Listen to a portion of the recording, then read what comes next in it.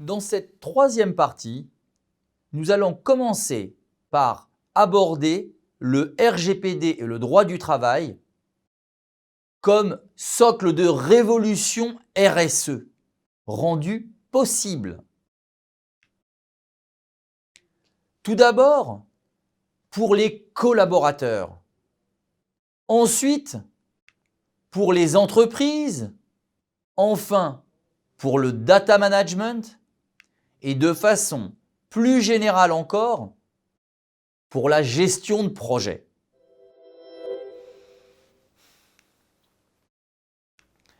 RSE et RGPD, quel lien? La meilleure façon de faire avancer des ambitions de responsabilité sociale et environnementale est soit de convaincre, soit de rappeler quelles sont les obligations réglementaires en vigueur. D'une certaine façon, soit la séduction et la conviction, soit la contrainte et le risque de sanction. Le RGPD rappelle aux différentes organisations à quel point il est important de communiquer sur les données collectées. Si des données collectées sont détenues par l'employeur, il doit les partager avec les candidats et les collaborateurs. C'est un point clé. Mais combien de fois les responsables recrutement ou responsables gestion de carrière réchigneront à avancer dans cette pratique, non pas qu'ils n'adhèrent pas à l'idéal que porte ce texte, mais tout simplement que cela demande un travail considérable. En effet, rédiger une décision de gestion de carrière, rédiger une décision de recrutement communicable aux salariés et aux candidats, cela demande beaucoup de travail. Si vous commencez un projet de digitalisation en indiquant qu'il s'agira de communiquer les décisions de recrutement et de gestion de carrière aux personnes concernées, vous risquez de vous voir opposer à un grand nombre de boucliers. Deux possibilités. Convaincre de la beauté de l'idéal, de cette communication fluidifiée avec les candidats et collaborateurs. Rappeler que le RGPD propose des sanctions allant jusqu'à 4% du chiffre d'affaires de l'entreprise. Le RGPD est donc une contrainte réglementaire qui donne de formidables opportunités d'éthique et de performance. Le RGPD est une formidable opportunité de RSE. Droit du travail et RGPD, des synergies, nous l'avons déjà vu. Le droit du travail est très souvent en miroir de principes RGPD. Le droit du travail applique de façon tout simplement opérationnelle et thématique les grands principes énoncés dans le RGPD. La lutte contre les discriminations, par exemple, dont tout le monde parle, repose sur le fait que les décisions de recrutement soient formalisées. Car la discrimination se cache dans l'absence de formalisation des décisions. Or, la formalisation des décisions et la possibilité de les communiquer sont dans les articles 5, 6, 13 et 14 du RGPD. Droit du travail et RGPD, même combat, de nombreuses synergies. Il faut retenir à notre niveau, lorsque nous conduisons des projets de digitalisation MPM, que le droit est un formidable outil de conduite du changement. Voyons maintenant, à travers quelques exemples concrets, les opportunités RSE côté collaborateur. Concrètement, moi en tant que candidat, moi en tant que collaborateur, j'ai quoi à y gagner du RGPD et du droit du travail? Eh bien, tout simplement, pouvoir accéder simplement à mon dossier candidat ou collaborateur. Pouvoir demander au recruteur pourquoi il a retenu ou non ma candidature. Pouvoir demander à ma gestion de carrière accès à mon dossier collaborateur et savoir finalement l'ensemble des éléments que l'entreprise détient sur moi et la façon dont elle a organisé les décisions de gestion de carrière me concernant.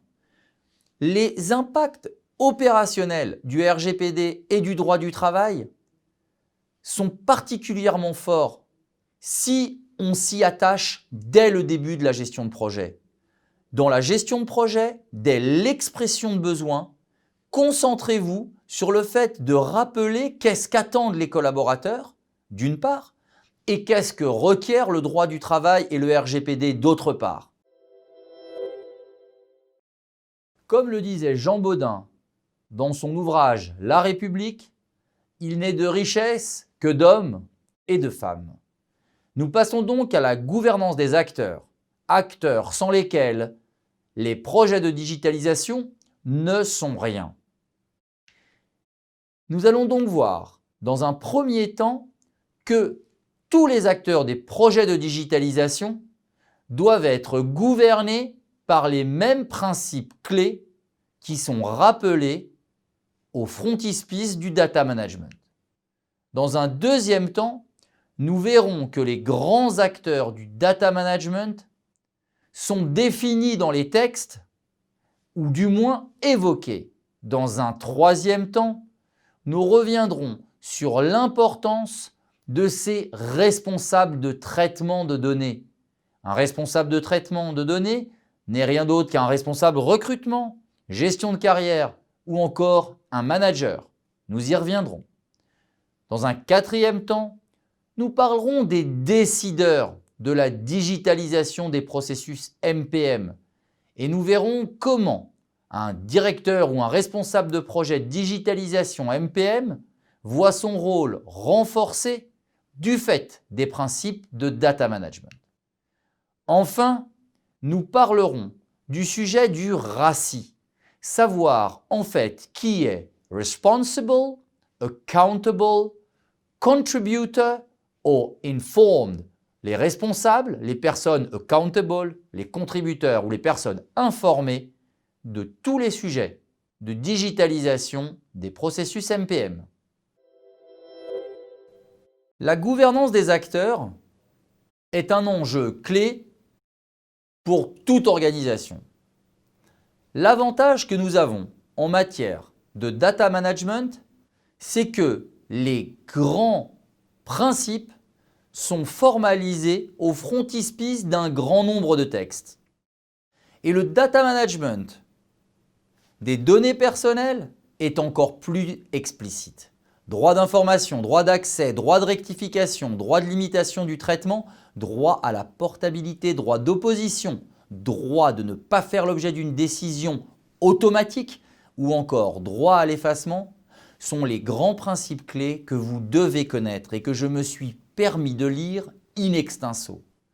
Cela signifie que tout acteur du data management de données personnelles doit les respecter et que ces grands éléments sont synthétisés dans les 5 règles d'or que nous avons déjà rapidement vues ensemble en début de ce module.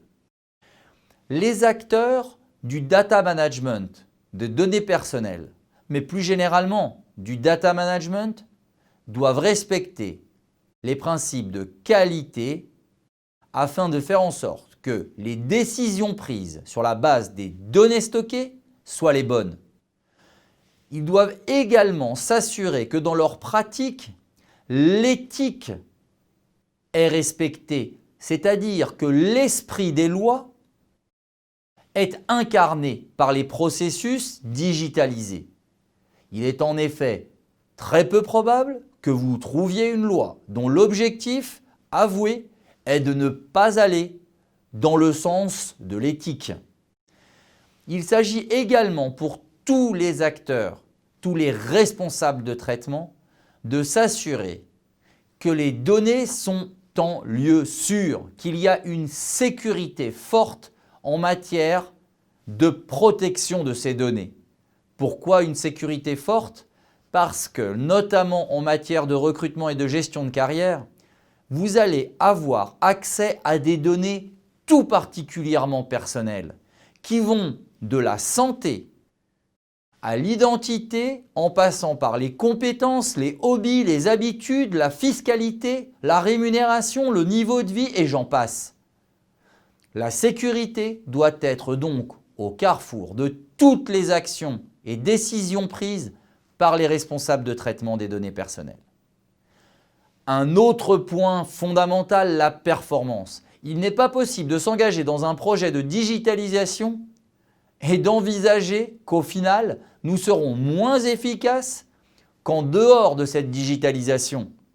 La performance doit être chevillée au corps des acteurs de la gouvernance de la digitalisation.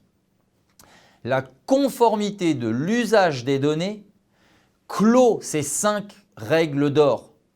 Il s'agit en effet de nous assurer que les responsables de traitement ou les acteurs du traitement des données personnelles se conforment aux principes cardinaux du RGPD, de la définition des données à la communication des éléments pouvant expliquer les décisions.